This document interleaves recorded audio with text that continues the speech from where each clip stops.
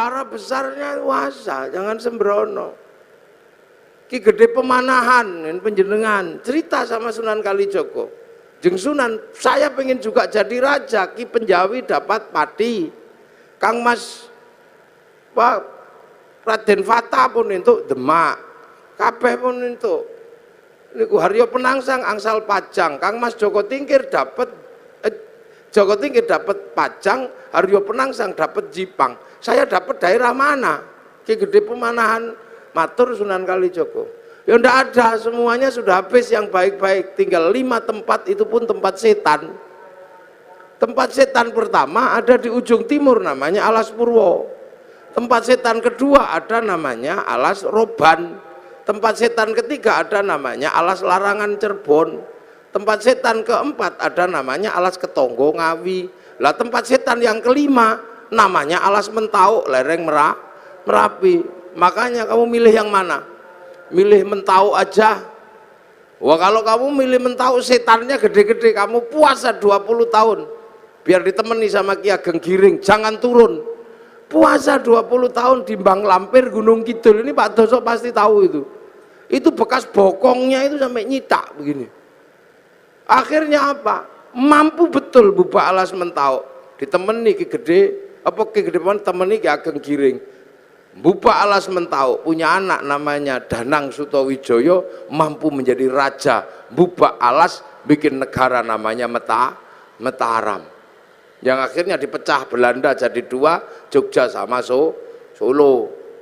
Yang akhirnya dipecah lagi Hamengkubuanan, Pakualaman, Mangkunegaran, Kasunanan. Puasa. Bismillah, alhamdulillah, wassalatu wassalamu ala rasulillah Sayyidina Muhammad ibn Abdillah wa ala alihi wa ashabihi wa azwajihi wa dhurriyyatihi wa ahli baitihi wa man tabi'ahum bi ihsan ila yaumil qiyamah. Bapak Dirut, Pak Doso, berarti anak ke-10. Doso itu sedoso. Itu biasa di Jogja anak ke-10 dikasih nama Doso. Anak ke-10, Doso Agung, berarti 10 keluarga besar bersaudara. Bapak Komisaris Utama, Bapak Heri Bowo, dan seluruh jajaran komisaris dan direksi, karyawan, pelindo, hadirin al hadirat yang berbahagia. Ini alhamdulillah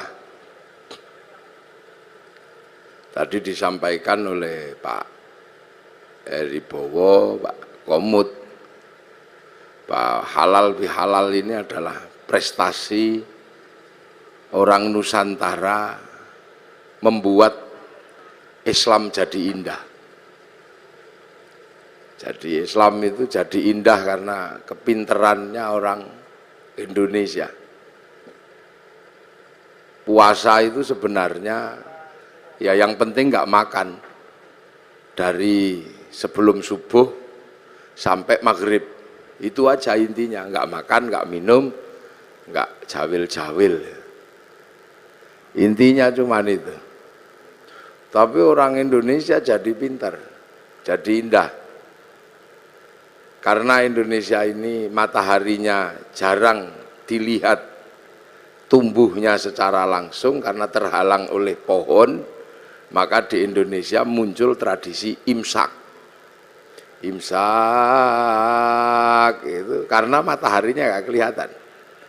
Di Arab nggak ada begitu, karena Arab itu kalau matahari muncul langsung kelihatan. Di sini juga puasa itu jadi indah, karena puasa orang sini lebih berat dari orang Arab. Orang Arab kalau puasa keluar rumah lihat padang pasir, nggak ada orang pengen makan padang pasir. Tapi orang sini keluar rumah lihat jambu, lihat belimbing. Maka para kiainya daripada kamu nggak khusyuk kalau puasa, sebaiknya tidur aja. Maka kemudian setelah itu tidur, dikasih dalil naumuso imin ibadatun, tidurnya orang puasa itu ibadah. Nah, karena tidur terus akhirnya kiainya sepi, Maka kiainya pergi ke pasar cari mercon. Akhirnya puasa di Indonesia muncul mercon dar-dor. Maka ndak usah heran kalau ada puasa kok merconnya banyak. Itu khas Indonesia. Terus kalau malam ada sahur. Bahkan sekarang ono sahur ora sahur sak karepmu ono. Nah, itu kehebatan orang Indonesia. Terus selesai puasa halal kayak gini nih, minta maaf. Di Arab sana nggak ada orang kenal tetangga. Nah, di sini bebeknya nelek di halaman tetangganya, maka saling memaafkan. Kerja di pasar, biasalah, itu khas Indonesia. Kenapa? Karena puasa ini harus disyukuri. Berbahagialah orang yang berpuasa dan mau menjalankan puasa. Karena puasa ini nggak main-main. Ibadah yang Allah bikin alasan itu puasa. Karena puasa itu seperti penyiksaan, nggak makan, nggak minum, nggak penyiksaan. Tapi Allah kasih alasan. Puasa ini bukan kamu saja, tapi orang dulu juga tak suruh puasa. Kama kutiba 'alal ladzina min qablikum, seperti orang dulu. Jadi puasa ini bukan sampean aja yang disuruh. Seluruh manusia dari zaman bahula itu disuruh puasa.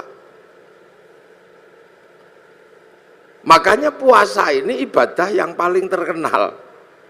Karena puasa ini ibadah kuno, kurikulum lama. Ibarat sekolah, kurikulum yang nggak pernah hilang itu berhitung. Matematika itu nggak pernah hilang kurikulumnya. Puasa itu juga sama, kurikulum kehidupan yang nggak pernah dihilangkan oleh Allah. Semenjak zaman Nabi Adam sampai Nabi Muhammad.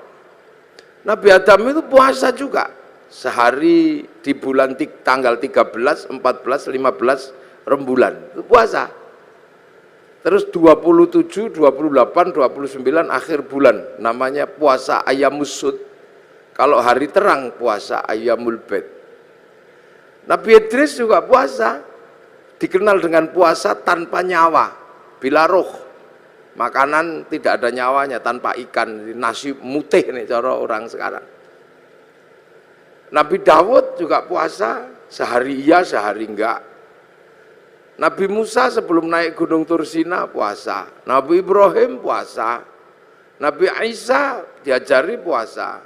Nabi Muhammad juga masih diajari puasa, dan Nabi Muhammad dikatakan oleh Allah kama kutiba 'alal ladzina min qablikum, seperti orang dulu. Makanya puasa ini dikenal semua manusia, bahkan semua agama kenal puasa. Itu uniknya puasa. Dulu ada agama kuno, sekarang punah agama itu, namanya agama Zoroaster. Nabinya Zarathustra, ajarannya nihilisme. Kalau orang Jawa bilangnya suwung. Itu Tuhannya dua. Tuhan terang namanya Ahriman, Tuhan gelap namanya Ahura Mazda. Nah, dua Tuhan ini suka kelahi, suka usil. Tuhan terang penguasa matahari, Tuhan gelap penguasa rembulan. Kalau dua Tuhan ini kelahi, Tuhan terang kok kalah gerhana matahari. Orang Zoroaster puasa 3 bulan. Kalau Tuhan gelap kalah gerhana matahari, puasa 40 harian gitu. Puasa. Ini orang Zoroaster. Cuman agama Zoroaster itu punah. Berganti menyembah api. Yang akhirnya di dalam Al-Qur'an dikenal dengan Majus atau Majusi.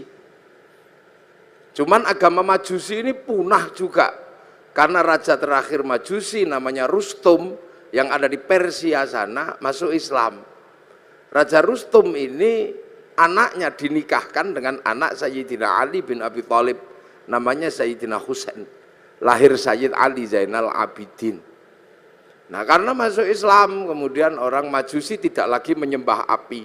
Cuman orang Majusi kalau menyembah api, apinya ditaruh di bangunan tinggi panjang, itu namanya manaro.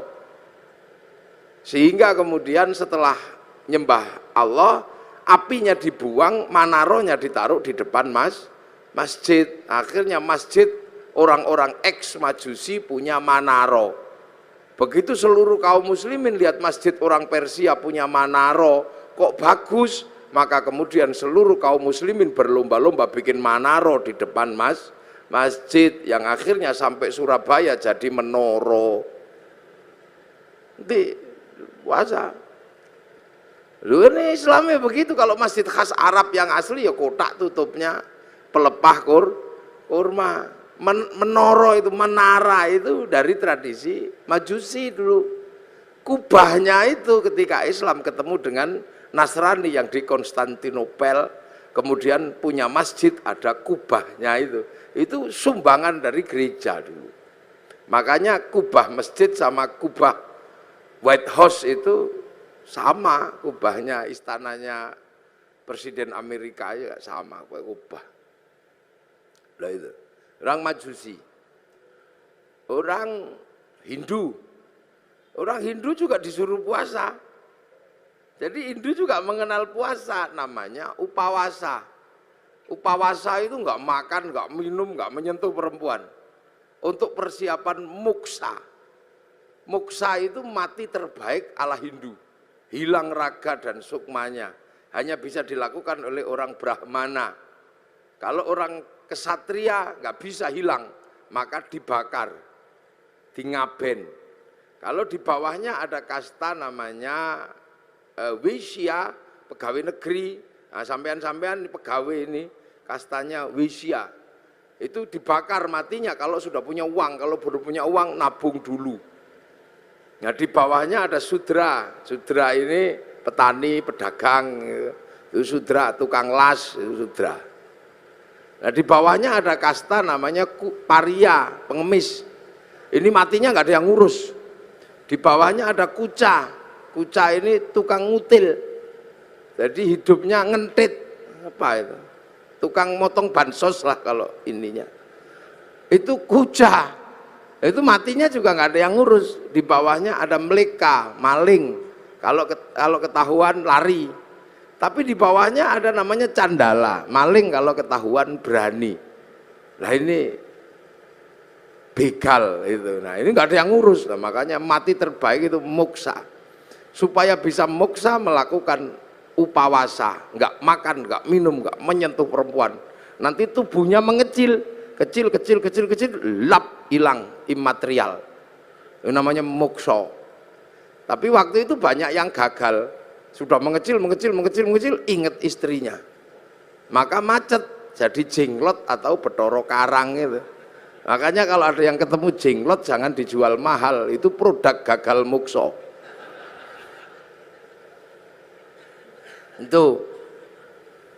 Itu asalnya begitu. Makanya dulu terus orang-orang di sini mengambil ajaran yang lebih mudah.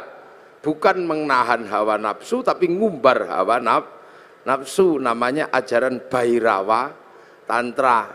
Itu upacaranya namanya Pancamakara, laki perempuan udo kabeh melakukan hubungan seks bebas sak mblengere. Sisane sekarang di Gunung Kemukus Boyolali itu. Terus minum arak sak mblengere itu. Perutnya biar kenyang, kasih makan makanan termasuk tumpeng. Nanti biar kalau sukmanya pergi, tubuhnya masih ada, namanya ngerogo sukma. Kasih makan daging manusia, maka tukul sumanto. Akhirnya orang di sini mampu punya ilmu ngerogo sukmo. Sukmane pergi diajak nyolong, namanya ngepet. Sukmanya pergi dijak mateni wong, namanya santet. Dijak mencintai perempuan, namanya pelet. Itu kuat sekali ajaran itu. Sehingga dengan ajaran Bhairawa melalui lautan Kertanegara sanggup menaklukkan Mongolia, menjadi negara terkuat di dunia, penakluk 2/3 dunia. Itu karena penganut Bhairawa. Itu Pelindo sekarang lah, pakai pelayaran. Itu makanya dulu terus paling berat itu Islam masuk ngadepi yang ini. Maka didatangkan ulama Persia namanya Sayyid Samsuddin Al-Baqir Al-Farsi. Tapi lidah Jawa, lidah Hono Coroko, Maka nyebut Sayyid Samsuddin Al-Baqir Al-Farsi meleset dadi Syekh Subakir gitu. Ini dah susah orang Jawa. Sayyid Jamaluddin Al-Husaini Al-Kabir jadi Syekh Jumadil Kubro. Karena lidah ono coroko itu kan susah. Alhamdu keluarnya Al-Kamdu. Ya Hayu ya Qayyum ya Kayuku ya Umu. Robbil Alamin keluarnya Robbil Ngalamin karena punyanya Mogo Botongo. Gak punya dot, punyanya lo, maka Ramadan keluarnya Romlan. Nah, makanya orang-orang ini datangkan Syekh Subakir ini ngadepi orang Bairawa. Nah, orang Bairawa akhirnya lari ke Banyuwangi sana. Dipimpin Menak Sembuyu Bajul Sengoro. Nah, di sana diajar sama muridnya Syekh Subakir namanya Maulana Ishaq. Makanya di Kemantren Lamongan itu. Akhirnya Menak Sembuyu nyerah, anaknya yang perempuan dikasihkan sama Mbak Ishaq, lahir Raden Ainul Yakin Sunan Giri, makamnya Gresik. Maka orang Bairawa hilang, lari ke Bali. Tapi lama-lama tumbuh lagi orang Bairawa di Kediri, nyembah patung Totok Kerot di daerah Pagu Pamenang, tempat moksanya Joyoboyo. Diajar sama Sunan Bonang, akhirnya nyerah. Lah begitu nyerah, ya sudah, kamu muternya tetap gak apa-apa, laki perempuan tapi jangan nudo, pakai baju. Arak diganti teh, kopi atau air putih. Tumpeng karena itu halal nasi gak apa-apa. Ingkung manusia diganti ingkung pitik. Mantra Ngrogo Sukmo diganti kalimat tauhid la ilaha illallah. Makanya kemudian ada Indonesia punya tradisi tumpengan. Itu yang dandani namanya Sunan Bonang. Nah, Sunan Bonang mengajarkan kepada Sunan Kalijogo muridnya untuk disebarkan di seluruh Jawa. Sunan Kalijogo mengajarkan pada muridnya namanya Sunan Geseng. Sunan Geseng mengajarkan pada muridnya namanya Mbah Abdul Halim Pangeran Benowo Surabaya sini. Mbah Benowo mengajarkan pada Mbah Abdul Rahman Pangeran Sambulasem, diajarkan kepada Mbah Jabar Tuban, diteruskan oleh muridnya namanya Mbah Sufyan Tuban, teruskan muridnya Mbah Abdul Halim Boyolali, punya murid Mbah Abdul Wahid Solo Tigo, punya murid namanya Mbah Khairon Purwodadi, punya murid Mbah Asy'ari Jombang. Nah itu Jombang lagi, punya putra Kiai Hashim Asy'ari, maka pengikut Kiai Hashim Asy'ari tidak alergi sama tumpeng. Nah ini berhubung orang Jombang mesti saya jelaskan. Jadi halal bihalal Jombang, tumpeng juga Jombang. Jadi biar Jombang itu ngertinya nggak cuman besut, manjamino. Jadi puasa. Makanya karena upawasa itu nggak makan, nggak minum, nggak menyentuh perempuan. Makanya ketika Islam datang membawa tradisi nggak makan, nggak minum, nggak menyentuh perempuan, namanya Syahrus Siam, kok seperti upawasa? Maka orang Indonesia menyebutnya bulan puasa. Jadi kalau sampean pengen tahu kenapa Ramadan kok disebut bulan puasa, karena dulu ada namanya upawasa, nggak makan, nggak minum, nggak menyentuh perempuan. Makanya kemudian Syahrus Siam disebut bulan puasa karena dulu upawasa.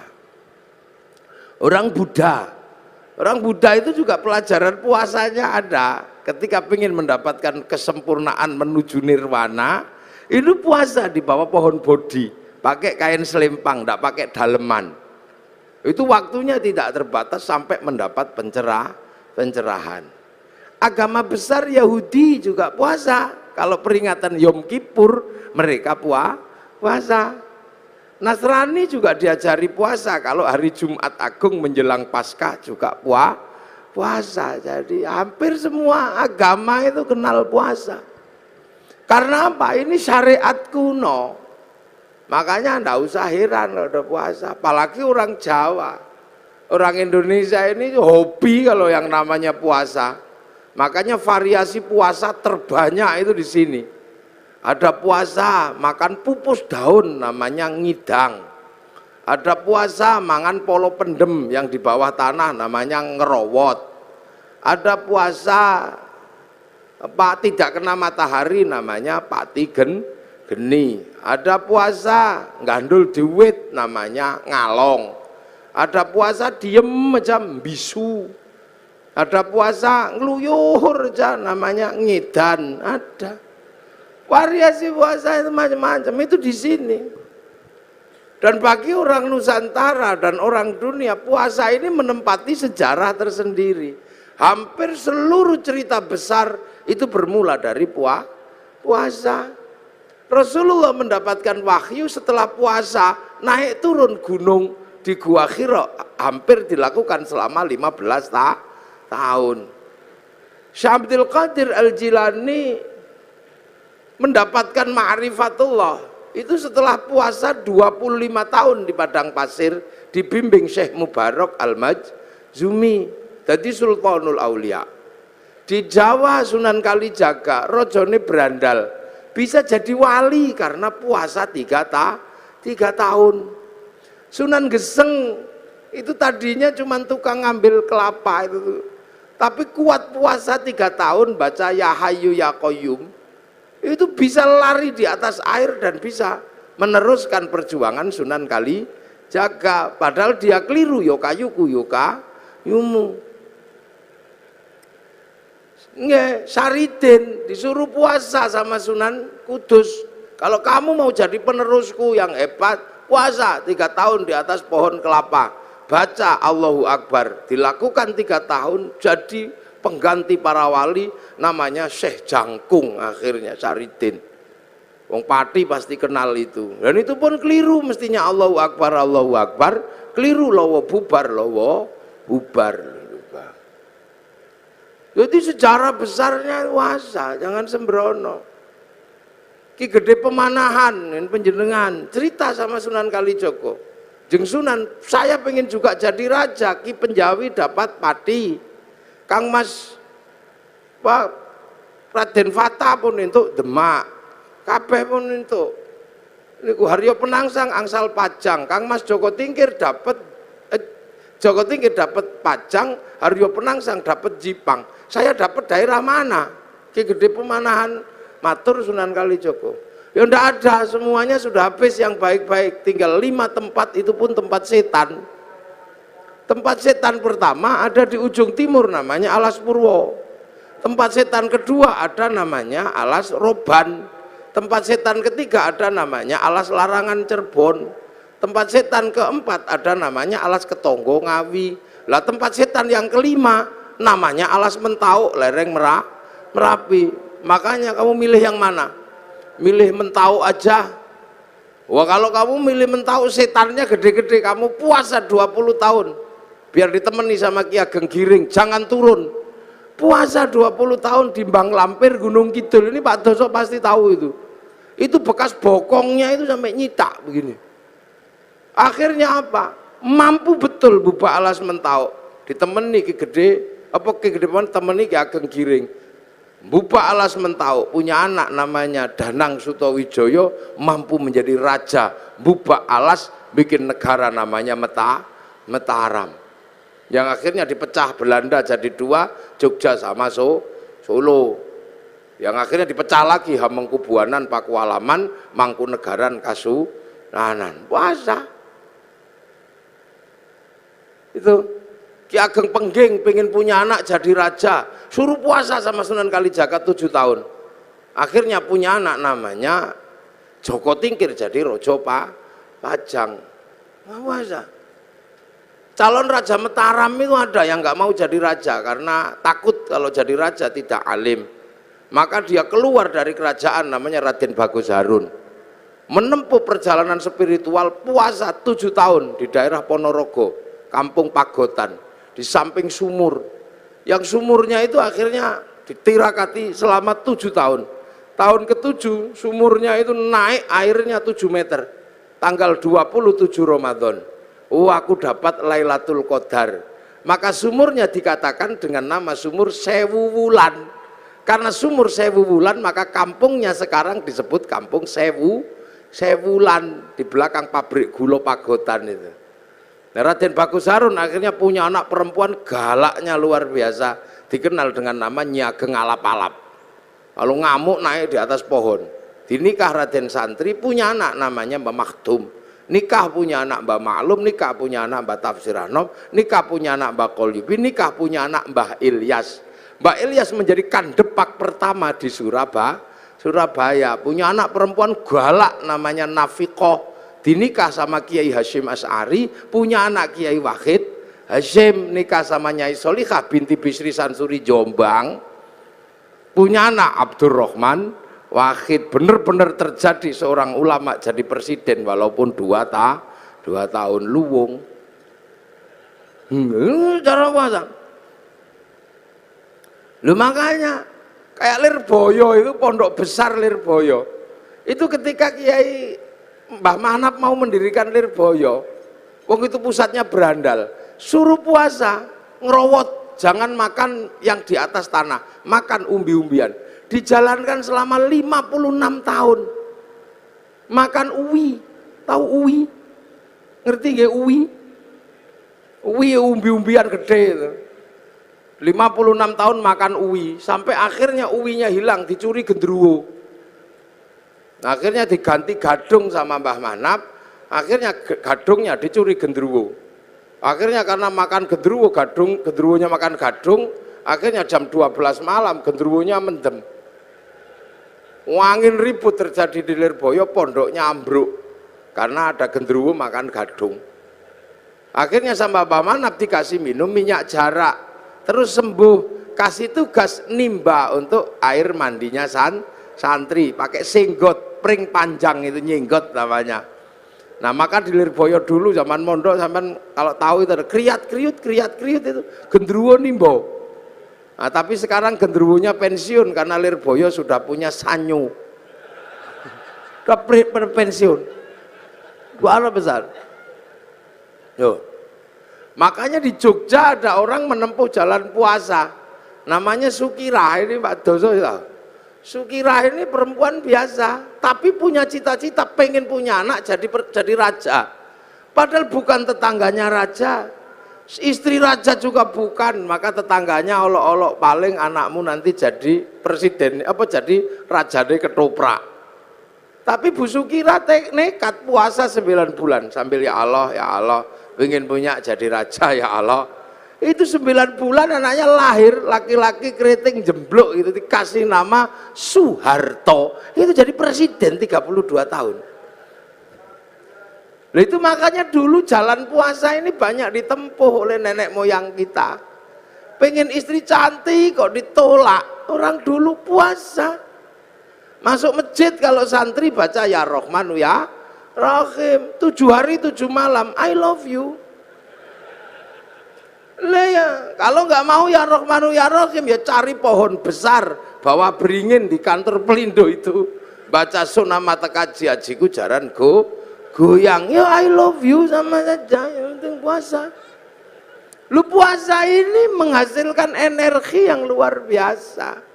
Ini yang kadang manusia akhir nggak ngerti. Makanya ayam aja ngerti, kalau pengen neteskan telur puasa 21 hari. Nanti ayam netes. Ulet itu kalau pengen terbang dia puasa, jadi kepompong, ngepompong dulu, baru terbang jadi kupu. Ular itu kalau mau melungsungi ya puasa, nanti kulitnya ganti lebih mudah lagi. Makanya kita berdoa semoga puasa kita seperti puasa kupu-kupu, puasanya ulet, habis jadi kepompong terbang jadi kupu. Jangan kayak puasanya ular, setelah puasa tetap aja keluar ular, sekali ulo tetap ulo, itu jangan. Puasa dukun bayi dulu itu bodoh-bodoh, ndak pinter, cuman yok loku atau, tapi puasanya kuat ya brul gitu ya keluar. Dan puasa ini nggak pandang bulu, dibikin baik ya mandi, dibikin jelek ya mandi.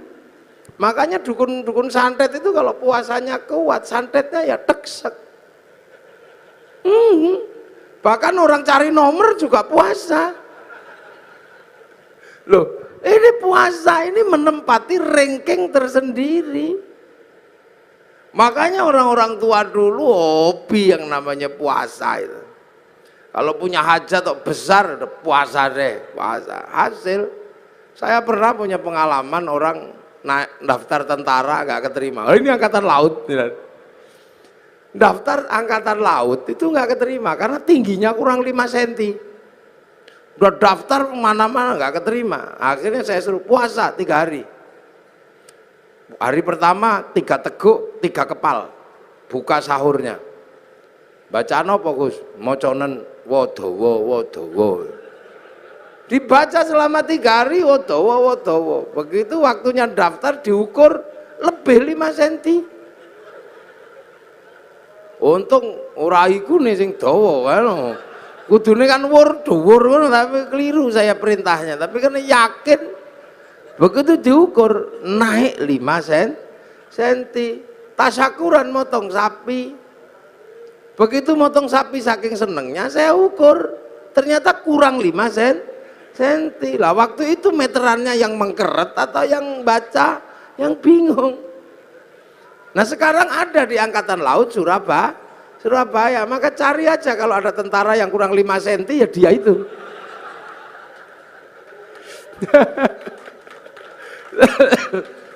Ini puasa. Makanya nenek-nenek moyang kita kuat-kuat. Nah sekarang begitu puasa itu menakutkan, maka orang ini jadi lemah. Jadi lemah. Dulu orang Jawa, orang Indonesia ketemu singo gitu kita ikut semilar, singone lari. Orang sekarang begitu takut puasa, jangankan sama singa, sama melinjo takut. Nih, monggo Pak melinjo ora samura tahu. Santen itu enggak, kenapa? Kolesterol. Penyakitnya banyak karena enggak ada orang mau puasa. Akhirnya begitu remuk masuk rumah sakit. Dokter harus menangani orang sakit, tapi ketika orang sakit mau ditangani, dokter mengatakan puasa. Ya, puasa dulu, kalau nggak puasa saya nggak mau ngoperasi. Makanya pasien yang mau dioperasi pun harus puasa. Lu dokter aja ngerti, nih sampean kadang nggak ngerti, mumpung masih sehat, poso. Jangan kok tiap bulan puasa datang poso maneh. Itu caranya Allah. Dari dulu manusia dikasih senjata yang luar biasa namanya puasa. Gitu. Makanya kalau ada people power enteng-entengan, ada puasa enteng-entengan. Apa puasa enteng-entengan? Diet. Nah diet itu puasa enteng-entengan. Kan Pak Amin kan mengatakan ada people power enteng-entengan. Nah puasa enteng-entengan juga ada, namanya diet. Karena kalau diet kenemenen, dead.